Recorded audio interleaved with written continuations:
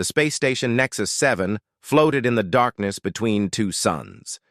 It was a massive structure built by 12 different alien species who had agreed to share it as a place for trade and peace. Thousands of beings lived and worked there. Ships came and went every hour, carrying goods from 100 different worlds. For 50 years, the station had been a symbol of cooperation in the galaxy. That peace ended on a quiet morning when the Kethviri came. The Kethviri were a reptilian species. They stood over 2 meters tall, with thick green scales that covered their bodies like natural armor. Their eyes were yellow and cold, and their mouths were filled with sharp teeth. They had claws on their hands and feet that could tear through metal. For generations, they had fought wars over territory, and many of them had grown to love violence. A faction of these warriors had grown tired of peace. They called themselves the Crimson Fang, and they believed their species had become weak. They wanted to show the galaxy that the Kethviri were still dangerous. They wanted fear and respect, so they attacked Nexus 7. It happened fast. 300 Kethviri soldiers boarded the station through the cargo bays. They moved through the corridors with military precision, taking control of key areas before anyone could react. They sealed the doors to the central hub and gathered all the civilians they could find. Within 2 hours, they had 300 hostages from 12 different species. Small, furry creatures from the Moloch system huddled next to tall, blue-skinned Valorians. Insectoid Krillins clicked their mandibles in fear as they sat beside gelatinous Blorpians. All of them were terrified. The leader of the Crimson Fang was a scarred warrior named Vorath. He had fought in 17 campaigns and killed more enemies than he could count. A long scar ran down the left side of his face, a reminder of a battle he had won against impossible odds. He stood in the center of the hub and looked at his hostages with cold satisfaction. He activated the station's communication system and broadcast his demands to the galaxy. He wanted the release of Kethviri prisoners from galactic jails. He wanted money, he wanted ships, and he wanted everyone to know that the Crimson Fang was not afraid of anyone. The galactic peacekeeping forces responded within hours. A fleet of ships surrounded the station, but they did not attack. They could not attack. The Kethviri had placed explosives throughout the station, and they had threatened to kill hostages if anyone tried to board. The peacekeepers had no choice but to wait and negotiate. Days passed. The negotiations went nowhere. Vorath made more demands, and the peacekeepers tried to stall for time, but everyone knew the truth. There was no good option. Any rescue attempt would result in massive casualties. The Kethviri were too well armed, too well trained, and too willing to die for their cause. The galaxy watched and waited for a tragedy. Far from the station, on the edge of the Valeric system, a small human ship received the distress signal. The ship was called the Starbound Venture, and it was nothing special to look at. It was a medium-sized cargo vessel with worn paint and old engines. It had seen better days, but the crew was something different. Captain Jake Morrison sat in the command chair and listened to the broadcast. He was a tall man in his early 40s, with short brown hair that was starting to turn gray at the temples. His face was weathered from years of space travel, and his eyes were the kind of blue that seemed to see everything. He had been a soldier once before he became a captain. He had seen things that most humans never saw. His second-in-command stood beside him. Lieutenant Laura Griffin was younger than Jake, maybe 35, with red hair that she kept tied back in a practical ponytail. She had sharp green eyes and a mind that worked faster than most computers. She had memorized the layout of every major station in this sector, just in case she ever needed the information. The rest of the crew gathered in the small briefing room as Jake called them together. There were 6 others. Sergeant Ben Cooper was the tactical specialist.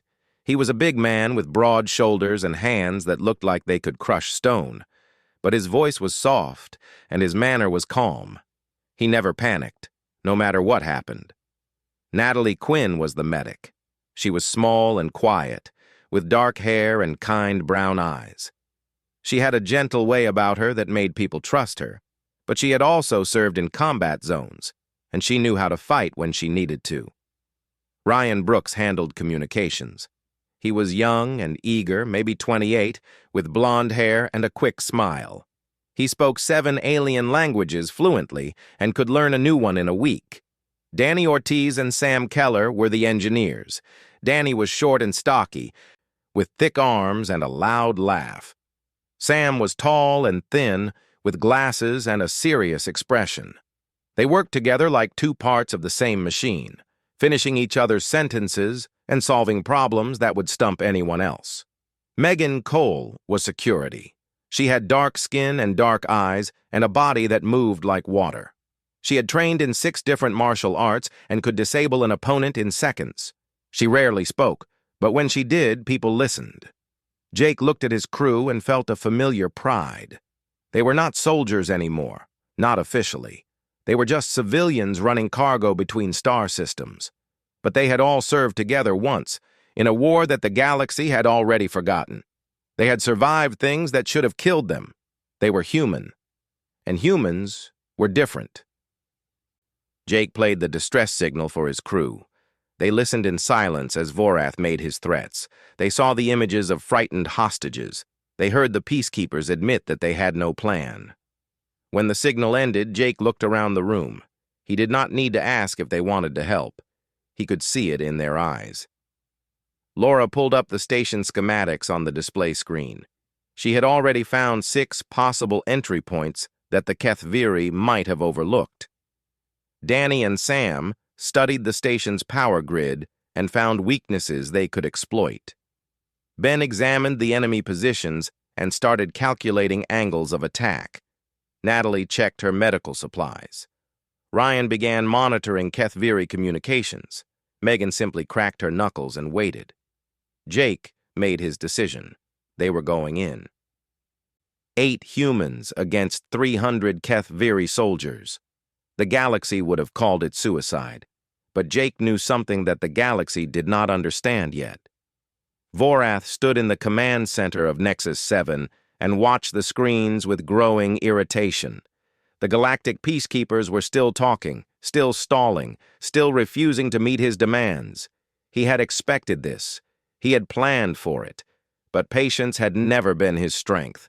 His lieutenant, a younger Kethviri named Drax, approached him with a data pad.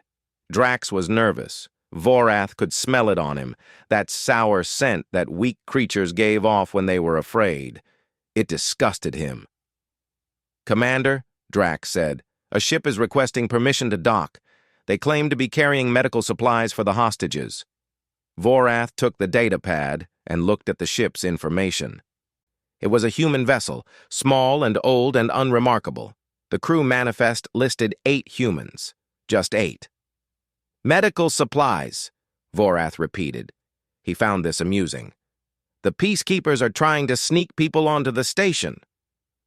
"Should I deny them access?" Drax asked.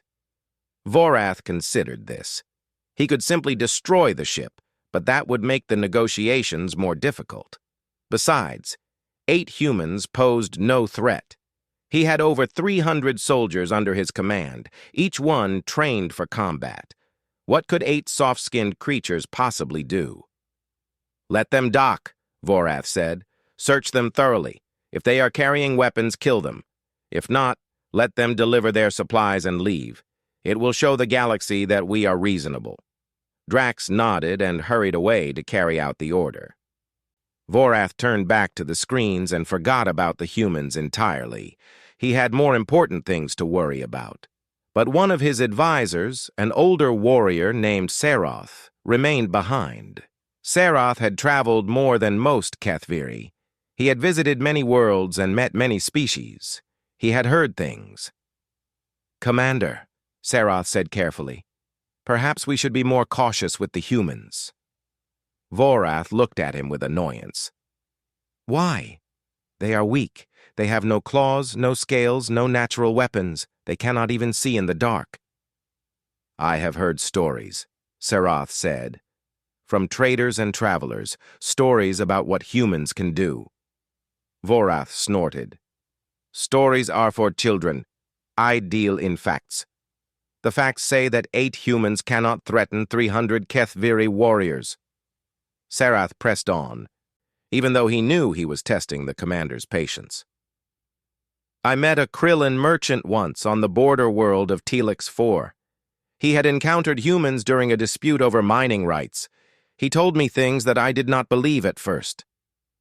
What things? Vorath asked, his voice flat and bored.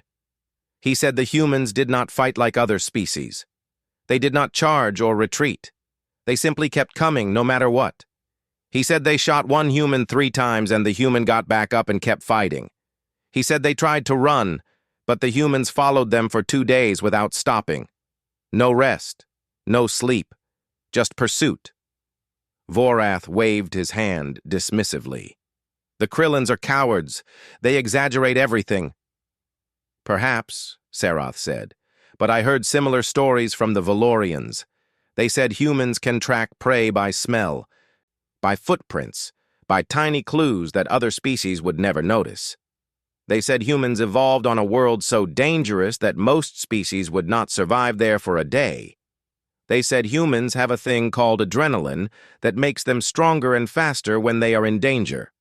Vorath turned to face Sarath fully. His yellow eyes were cold.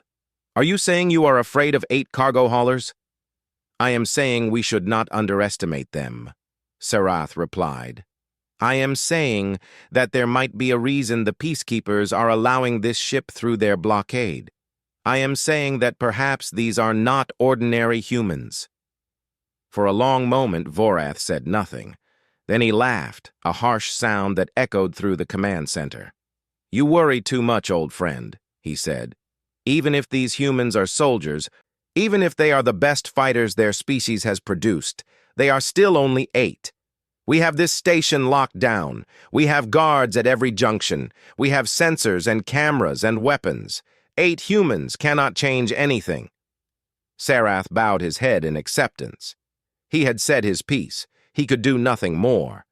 But as he walked away, he could not shake the feeling that something bad was coming. On the docking bay, the starbound venture settled into place with a soft thump.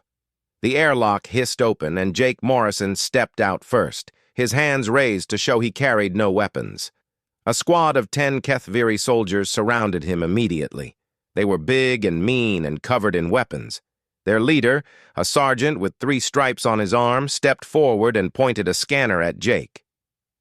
You will submit to a search, the sergeant growled. His voice was deep and rough, like rocks grinding together. Of course, Jake said. His voice was calm and friendly. He even smiled a little. The rest of his crew emerged from the ship one by one. Laura came next, then Ben, then the others. They all had their hands raised. They all looked relaxed and unthreatening. The HFY searched them thoroughly. They scanned their bodies, their clothes, their medical supply containers. They found nothing suspicious. The humans were carrying exactly what they claimed to be carrying: bandages, medicine, food packets, and clean water. The sergeant seemed almost disappointed. He had hoped to find weapons to have an excuse to kill these strange, soft creatures. But orders were orders. You have 2 hours, he told Jake. Deliver your supplies and leave. If you try anything, we will kill you and every hostage on this station. Jake nodded respectfully. We understand. We are just here to help. The sergeant stepped aside and let them pass. He watched them walk toward the central hub, 8 humans in simple gray jumpsuits, carrying boxes of medical supplies. They looked harmless. They looked weak. But something about the way they moved bothered him. It was too smooth, too coordinated. They did not bump into each other or hesitate at corners. They moved like a single organism with 8 bodies. He shook off the feeling and returned to his post. They were just humans. What could they possibly do? In the corridor ahead, Jake walked beside Laura and spoke without moving his lips, his voice barely above a whisper. Did you count them? 12 guards in the docking bay, Laura replied the same way. 34 between here and the central hub. Camera positions marked. Patrol routes identified. I know where their blind spots are. Behind them, Ben was already analyzing the guards' weapons and armor. Danny and Sam had noted every power conduit and access panel they passed. Ryan was listening to the chatter on Keth-Viri communication frequencies. Megan was measuring distances and calculating reaction times. Natalie was thinking about which pressure points would work best on reptilian nervous systems. They delivered their medical supplies to the hostages as promised. They smiled and spoke kind words. They bandaged wounds and handed out food. The hostages thanked them with tears in their eyes. And all the while, the 8 humans were watching, learning and planning. The Keth-Viri had made a mistake. They had let the hunters into their den. They had given them time to observe and prepare. They had assumed that because humans looked weak, they were weak. They were about to learn the truth. When the 2 hours were almost up, Jake gathered his crew in a quiet corner of the medical area. They spoke in low voices, their words hidden by the noise of the hostages around them. "We go tonight," Jake said. 3 hours after we leave. They will think we are gone 3 hours after midnight, station time. A small maintenance hatch on the outer hull of Nexus 7 opened silently.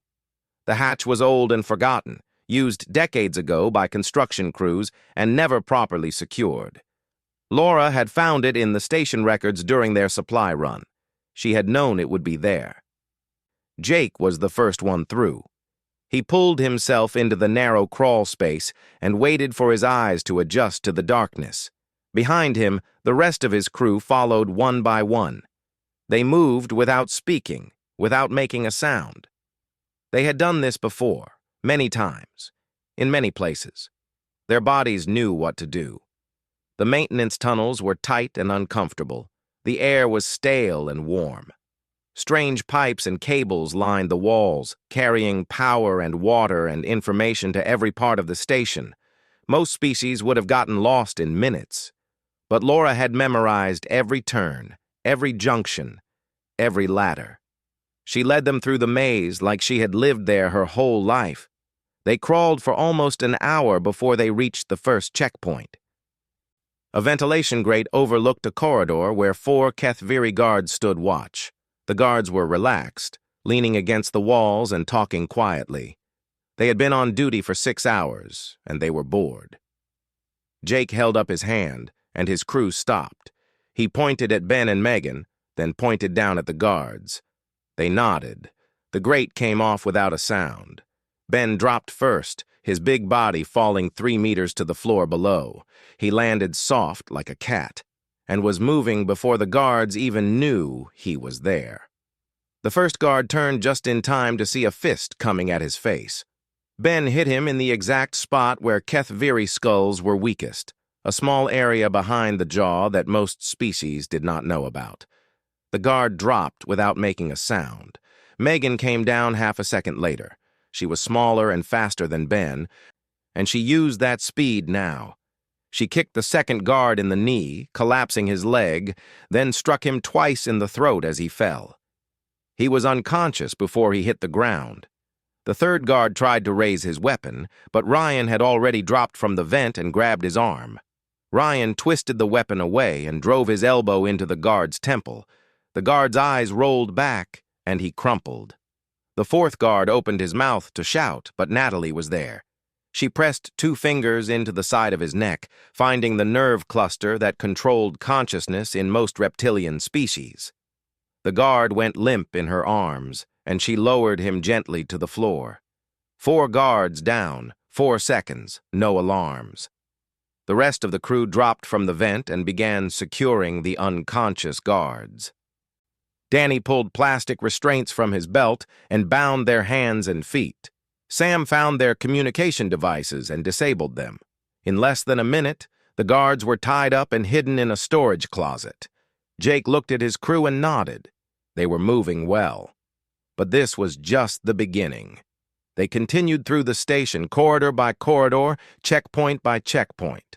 They encountered 17 more guards over the next 2 hours. Each time, the result was the same: fast, silent, efficient. The humans moved like ghosts, appearing from shadows and disappearing again before anyone knew what was happening.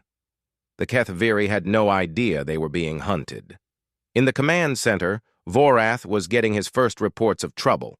Guards were not responding to check-ins. Patrols were going silent. Cameras in certain sections had stopped working. "Technical problems," Drax suggested nervously. "The station is old. Systems fail sometimes." Vorath did not believe it. He had been a soldier too long to believe in coincidences. Something was wrong. He could feel it in his scales, a tingling sensation that had saved his life many times before. "Send a squad to investigate," he ordered. "Full combat readiness, and tell everyone to stay alert." He tried to contact the missing patrols again, but there was only silence. Deep in the station, the human crew had reached the central junction. This was the hardest part. The junction was a large open area with guards posted at every entrance. There was no way to approach without being seen, or so the Kethviri thought. Jake looked up at the ceiling. There was a service hatch 20 meters above the floor, hidden behind a cluster of pipes. The Kethviri had not posted guards up there because they thought no one could reach it. The walls were smooth metal with nothing to climb. Jake smiled. They did not know about human endurance. They did not know about human creativity. Danny pulled a thin cable from his pack. It was strong enough to hold 5 times his weight, with a magnetic anchor on one end. He swung the cable once, twice, 3 times, then let it fly. The anchor sailed upward and attached to a support beam with a soft click. One by one, the humans climbed the cable. They pulled themselves up hand over hand, 20 meters straight up, their muscles burning but never stopping. The Kethviri below had no idea anyone was above them. They reached the service hatch and slipped through. Now they were directly above the central hub where the hostages were being held. They could hear voices below, guards barking orders, hostages crying softly. They could smell fear and tension in the recycled air. Jake gathered his crew in the narrow space above the ceiling tiles. He spoke in whispers, his voice barely audible even to human ears. 30 guards in the main area. Another 20 in the surrounding corridors. The hostages are in the center, grouped together. Vorath is in the command center on the upper level. "The power grid," Danny whispered. "Sam and I can kill the lights from here. There is an access panel 30 meters that way." "Do it," Jake said. "On my signal." Ben checked his watch. "The patrol schedules say we have 8 minutes before the next guard rotation. If we move now, we can be in position before they know anything is wrong." Megan cracked her knuckles softly. "I can reach the command center through the ventilation system. It connects to an opening right behind Vorath's position." Jake nodded. "Laura, Ryan, you are with me. We take the main floor. Ben, Natalie, secure the east exits. Danny, Sam, lights. Megan, Vorath." His crew nodded. They did not need long explanations. They knew what to do. They separated, each person moving to their position with silent efficiency. Jake counted down the seconds in his head. Everything had to happen at once. If even one thing went wrong, the entire plan would fall apart. But he trusted his crew. He had trusted them with his life many times before, and they had never let him down. He reached his position above the main floor and looked down through a gap in the ceiling tiles. He could see the hostages huddled together, surrounded by guards with weapons ready. He could see the fear on T. The darkness was complete. Every light on Nexus 7 died at the same moment, and the station was swallowed by black. Emergency power should have kicked in after 3 seconds. It did not. Danny and Sam had made sure of that. The Kethviri guards in the central hub froze. Their eyes were good in low light, but this was not low light. This was nothing. They could not see their own hands in front of their faces. They heard sounds in the darkness, soft footsteps, breathing, movement. Then the screaming started. Jake dropped from the ceiling and landed on top of a guard. He wrapped his arm around the guard's neck and squeezed until the guard stopped struggling. 3 seconds. The guard went limp, and Jake lowered him to the floor. Beside him, Laura moved like a shadow. She had memorized the positions of every guard before the lights went out. She knew exactly where they were standing, exactly how far away, exactly which way they were facing. She struck with precision, targeting nerve points and pressure centers that dropped guards without killing them. Ryan was there too, moving between them. He could hear the guards breathing in the darkness. He could hear their hearts beating, their scales scraping against armor. He used those sounds to find them and put them down. The Kethviri tried to fight back. They swung their weapons wildly, firing at sounds and shadows.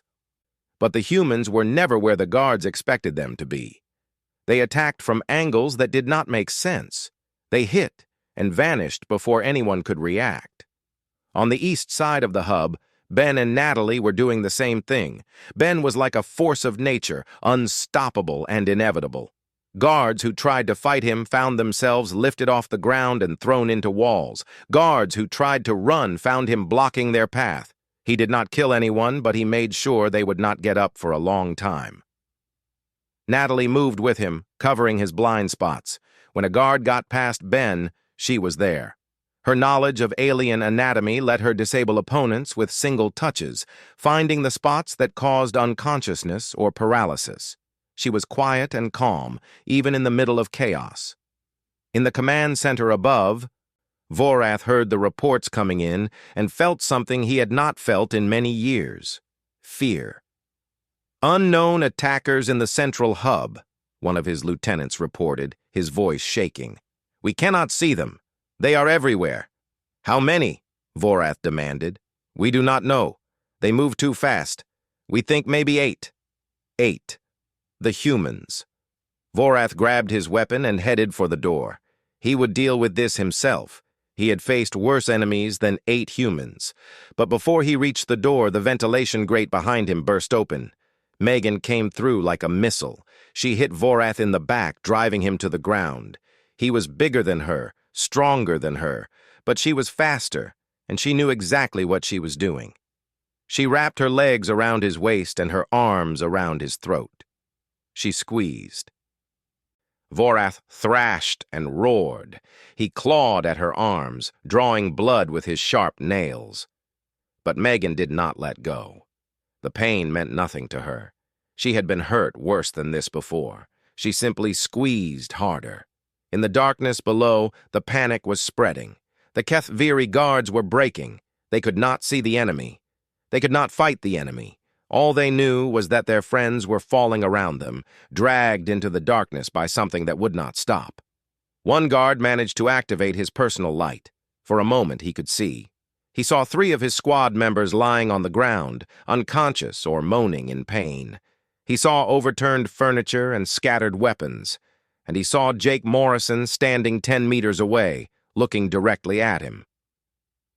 Jake was bleeding from a cut on his arm where a Kethviri blade had caught him.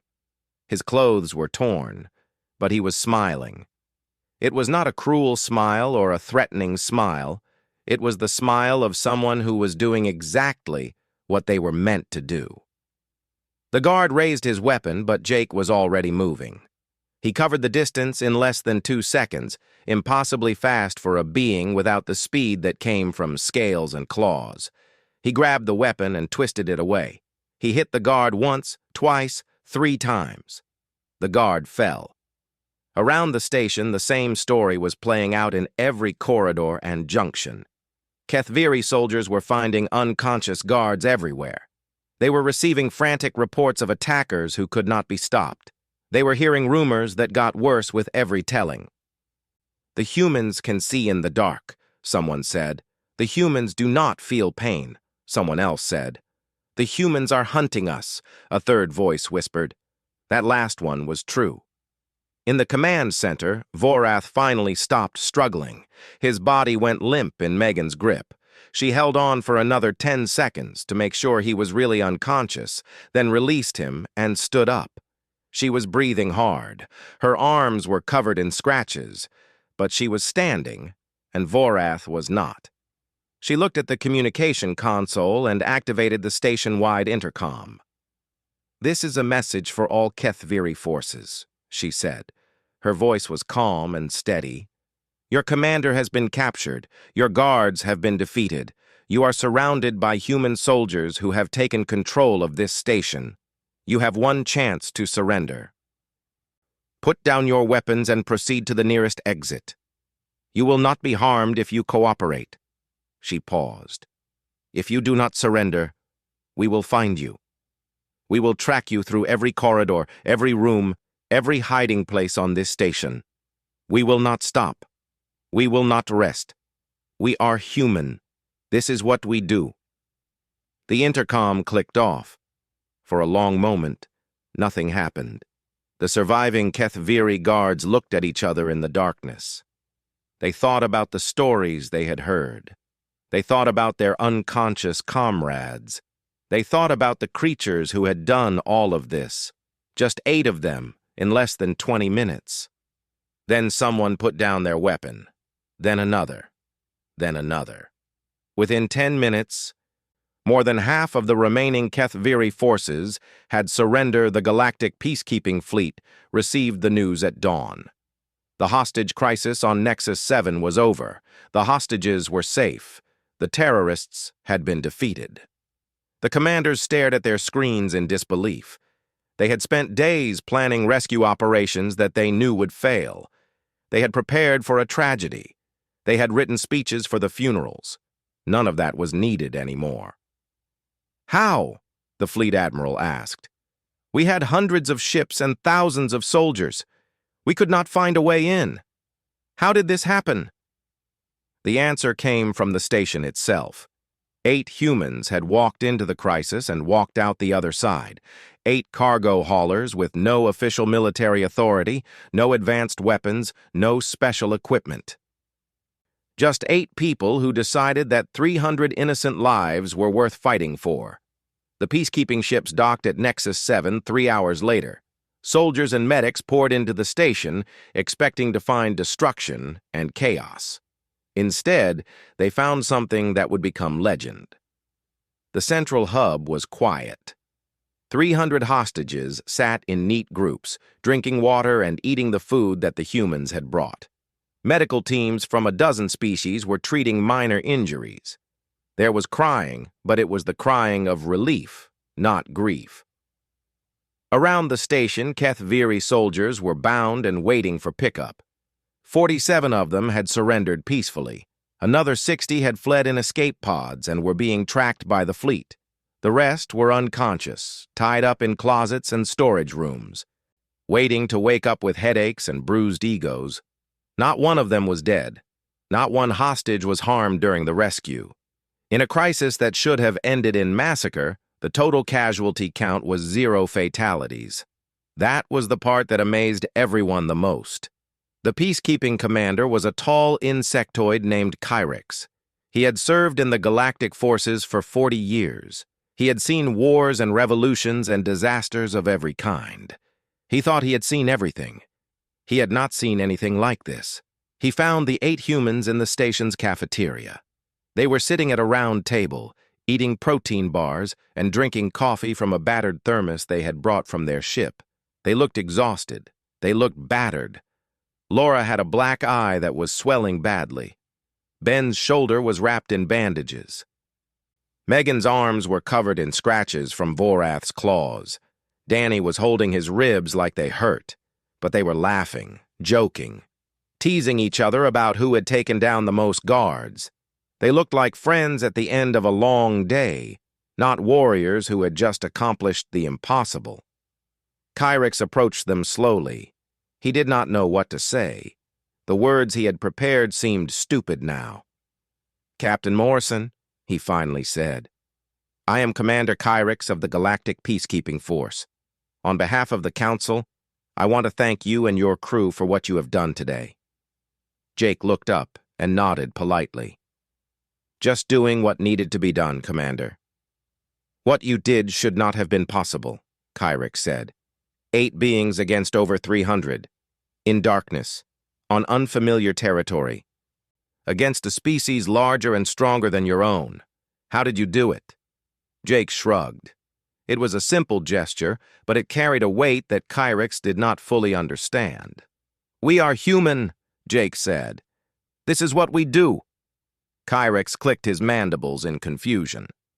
I do not understand. Humans are relatively new to the galactic community. Your species only achieved faster-than-light travel 30 years ago.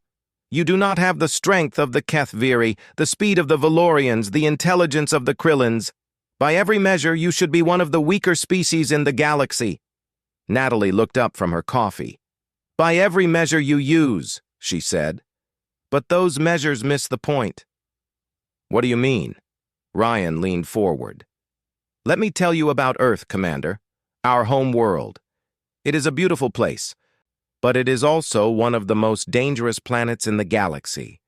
We have predators that can kill with a single bite. We have diseases that can wipe out millions. We have natural disasters that destroy entire cities. We have weather that changes from deadly heat to deadly cold in the same day. Every species on Earth is a survivor, Danny added. Every plant, every animal, every insect had to fight for millions of years just to exist. And humans had to fight hardest of all. We did not have claws or fangs or armor. We had to be smarter, tougher, more determined. We had to work together. Ben nodded slowly. Other species look at us and see soft skin and small teeth. They see creatures who should be prey, but they do not see what is inside. They do not see the millions of years of evolution that made us the most successful predators our planet has ever known. Megan spoke for the first time since Kyrix had arrived. Her voice was quiet but intense. The Kethviri made a mistake that many species make. They saw our weaknesses without seeing our strengths. They did not know that humans can run for days without stopping. They did not know that we can heal from injuries that would kill other beings. They did not know that we can function without sleep, without food, without hope. They did not know that when we fight together, we become something greater than the sum of our parts. Laura smiled.